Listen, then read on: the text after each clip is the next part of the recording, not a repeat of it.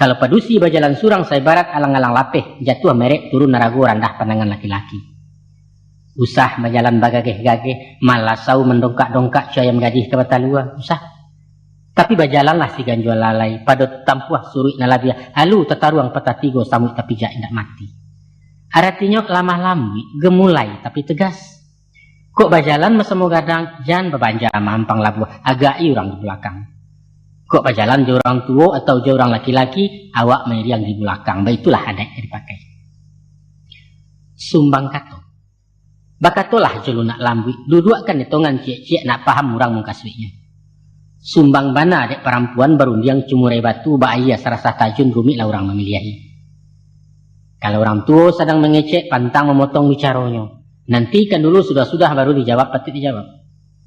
Tidak ke orang sedang makan, usah mengecek dan kumuh-kumuh. Pai menjanguk orang sakit, usah cerita orang